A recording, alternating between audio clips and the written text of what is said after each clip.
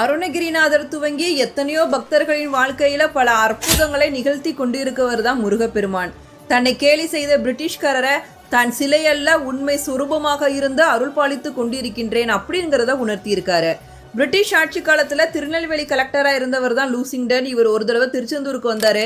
அப்போ முருகப்பெருமானுக்கு கோடைக்கால உற்சவம் நடந்துகிட்டு இருந்துச்சு. அந்த உற்சவத்துல 16 வகை உபச்சாரங்கள்ல ஒன்றான வெண் சாமரத்தை வைத்து விசிறிவிடும் உபச்சாரம் நடந்துட்டு இருந்துச்சு.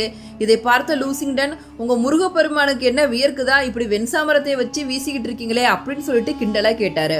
அதுக்கு அர்ச்சகர்கள், ஆமா எங்களுடைய சண்முக பெருமானுக்கு வியர்க்கும், அதனாலதான் விசிறி விட்டுக்கிட்டு இருக்கோம் அப்படின்னு வந்து சொன்னாங்க.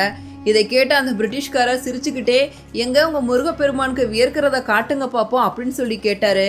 உடனே அர்ச்சகர்கள் முருகப்பெருமான் மேல இருந்த கவசத்தையும் மாலையையும் நீக்கிவிட்டு வெற்று உடம்புல நல்ல உலர்ந்த வெள்ளை நிறத்துல இருந்த பருத்தி துணியை போர்த்தி விட்டாங்க.